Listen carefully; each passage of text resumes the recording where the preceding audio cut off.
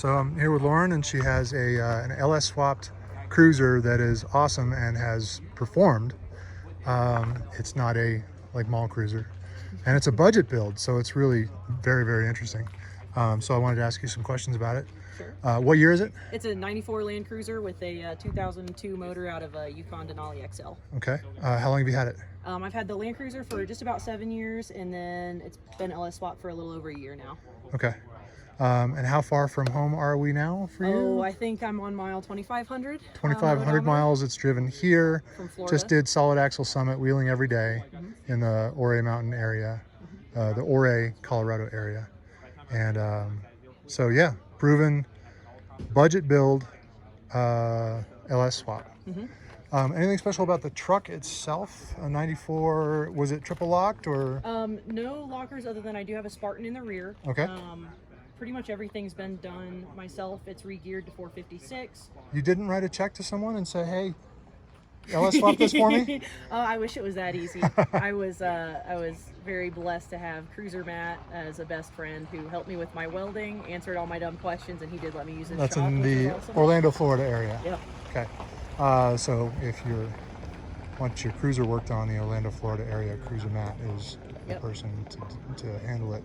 And you have a business called Red Dog Overland. Yep. Awesome. Yep. We do shirts, apparel, and some cool little custom bits for the 80. Just little fab bits. Cool. All right, let's talk about the swap. Sure. Where did you get the 6-liter? So engine came out of a $750 parts truck. It was a Yukon Denali XL, a 2002. So is this an LQ9? LQ4. LQ4, okay. Yep. So the low compression pistons. And actually, so the funny Which is part, more reliable. Yep, more reliable. I want to pull it out and kind of hop it up a little bit. But yeah, so basically, is it stock? Stock right now. Okay. And it's you got did a stock not write tune. a check to an engine builder and say... I did not. Okay. No, it's a stock tune, and when it gets rebuilt, I'll do that as well. Okay. But it, sorry, I lost what I was saying. Engine mounts? Engine mounts are Cruiser Mats off-road, 80 series engine mounts, LS swap mounts. Okay. They weld on, they replace the factory ones. That's pretty cool. Do they use the GM mounts at all? They use the GM actual rubber motor mounts. That's fantastic, because that, Jonathan Ward says that's crucial to avoid a bunch of harsh vibration on your They truck. are much nicer. I don't get any vibrations out of it. It's great. So it's got a 4L60 behind it, a rebuilt 4L60, bulletproofed, upgraded sunshell, Corvette servo, all the good things. Okay. The Marks adapter? Marks adapter to the Okay. HF2A V. 94 transfer case. I've got 3-to-1 low range gears. What did you? I'm sorry. What did you say about the? You re-geared the rear the axles? Yep, the axles are geared to 456. Okay. And then the transfer case, it has the 3-to-1 low range gears from Cruiser Outfitters, Sumo gears. So what does that end up doing for you on the highway and crawling? And so how does that work for you? Are you pleased with that? With all that gearing? Yes, so the 456 gears are awesome. They basically make it so I sit in a really good power band at about 70, 75 on the highway. Okay. I get about 15, 16 miles to the gallon. Okay. Which is awesome. 35s? 35s, yep. Okay. Some freshies on there for the trip. Coopers, brand new, like today, Coopers. Like today. Yeah, it actually does great on the highway, and it actually makes it so the stock speedometer is actually accurate. Okay. With the 456. White knuckle sliders? White knuckle sliders, yep. I'm sorry. Yeah. ADHD. Back to the engine. You don't have Holly Terminator. You have a stock. Yep. GM ECU. So to keep it budget, yeah. I did the stock GM ECU, had it flashed by a guy who gets them running. He just puts a stock Silverado 2500 tune in them, built this custom engine bracket. And you told me that you haven't had it tuned yet. Correct. It needs I want to take it to a tuner and get it on the dyno, right. And especially with the bigger tires, get everything dialed. But it makes great low-end torque. Off-road, you barely touch the gas with those 3-to-1 low-range gears, which is pretty sweet. The other cool thing about the wiring harness is it's a stock wiring harness, but I actually started this motor as a Cruiser Matt mount to do some body work on this truck. Oh, really? Yeah, he smashed his corner today. You can't tell. So this was actually a drive-by-wire throttle body originally. Right. So okay. I switched it to drive-by cable because one of my goals was to retain as much OEM look as possible. Yep. So I kept this is actually the FZJ80 throttle cable. Okay. And linkage and everything. So I actually swapped it and repinned it. You told me that you did not use the Corvette fuel filter I that did has not. a built-in fuel pressure regulator. Correct. You I've got the fuel got pressure regulator right there. stock fuel pressure regulator for the LQ4, and then that's just an Amazon fuel filter. Okay. So it's actually a GM adapter on it.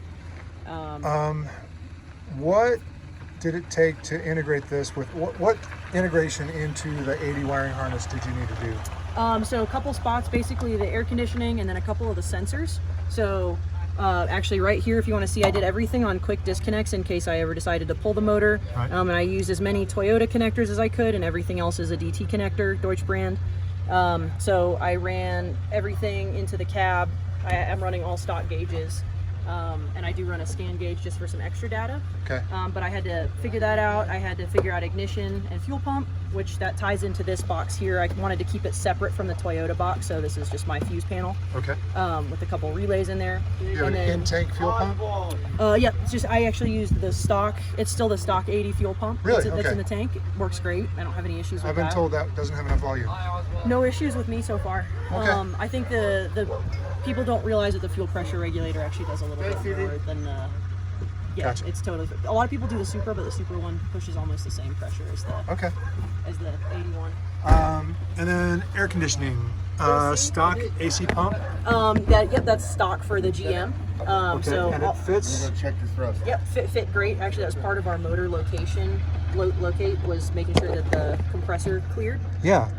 There's like 2 inches of clearance. And it is actually the easiest thing to wire in this whole truck. You literally take the Toyota wires that come out right here, you put one to ground, and you put the power there, and then you ground the body of the compressor back to itself. Okay. And then some custom hoses. That cable dude, aka Chris from Mud, has a really great write-up about these AC hose adapters. Right. Okay. So all new AC hoses to mate to the Toyota stuff. And then you've got the Overland kind of dual battery. I'm a fat kid and I love fridges because that makes me have food. So that dual battery was mostly for my fridge, and Okay. then just because running the winch, sometimes it kind of kills the battery. You got so. that plate here, and you mounted it to the inner fender over Yep, there. to the inner fender here, and this one's actually, these are both actually stuff for my stereo. Okay. And then this is just a quick winch disconnect, and then this runs my accessories. What's that? What's that back there? So when I had put the dual battery in, I had to relocate my washer bottle to back here, and Okay. then with the swap, a couple of the AC hoses just got a little bit in the way, and I need a little more access to this wiring area. So that's just an Amazon coolant overflow, but it's my washer fluid container now. Okay. I drilled it out, bolted it to the evaporator. I'm sorry, the condenser holes, or I'm sorry, yeah, the evaporator holes here. Okay. And then put the stock Toyota pump back in it. Wow. So how long did this whole project take you from start to finish? About 3 months. 3 months. Yep, about 3 months and $2,200. $2,200 for an LS swap on a 94 80 series Land Cruiser. It can be done. There's spreadsheets for those who don't believe. What is that? That's the isolator That's my between battery the two batteries. isolator, Okay. yep. And then one of the other Suspension? Anything in the suspension? yeah, so I actually really love the Dobinson stuff. I'm getting ready to do probably the INS shocks on there, or the MMRs. I haven't decided yet, but I do have Dobinson's 3-inch heavies in the back. Dobinson's 2.5-inch flexi coils in the front with spacer. I had done the front coils before I did the rears, but I'm gonna probably upgrade these soon as well. Caster correction plates? Sleeve caster correction plates, Marlin Crawler heavy duty tie rod ends, and then the Dobinson's big bore steering damper. That's pretty much everything up front. Kind of the basic things that you do to the 80 just to make sure it's a little trail And ready. you said this is a what kind of bumper This is is a this? trail gear front. Trail gear bumper, right. This was actually, so this and the 33-inch tires, not these ones, but there were some 33s on some steel wheels. Those were the only mods done to the truck when I bought it. So I'm slowly changing all that out. Gotcha. Very cool. The other cool thing is my rear bumper swing out, if you want to take a look at that. Oh yeah. Excuse the mess, but I have Last the day of 4x4 Labs soft- rear bumper, and I had a couple different design ideas for the swing out, so I built my own swing out. And I actually sell this tag relocation beefy bracket on my website.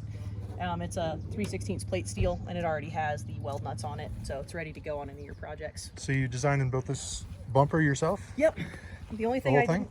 the only thing I didn't do, I did get some help with some of the welding in the beginning, and then the only thing I did. This looks similar to a It is a 4x4 4x4 labs. labs. Oh, it's 4x4 Yep, labs. but Okay, it's so my swing out you on assembled it 4x4 and then labs. you built the swing out yourself. Yep. And we have some pretty cool drawer pull out here. I'll show you. This is a little bit messy in here because it's very convertible in here. The center actually has a slide out drop in for a mountain bike. Oh, cool. But got a pull out kitchen here, and normally a cutting board sits here, but it got lost into the depths of the truck. So. Oh no. And the fridge you talked about earlier, which is why you have the dual battery. Full of delicious snacks as always. Awesome. Cool. Super Shit. cool. And this, so these are triangulated. This is tubing. This is a plate And it's adjustable. with a square, 2-inch square that mounts to, and you got your farm jack. Yep. And you got your gas can. That's awesome. And then this is actually, I did a trailer hitch on this, a hitch receiver, so that I can put in a different hitch receiver with a different attachment. I'm actually working on now a vertical bike mount for a mountain bike on the back when I don't need extra gas. I can carry my mountain bike. Super cool, super creative. Awesome truck, Lauren. Cool. Thanks, Larry. Appreciate it. Thanks a lot. See you. Thanks.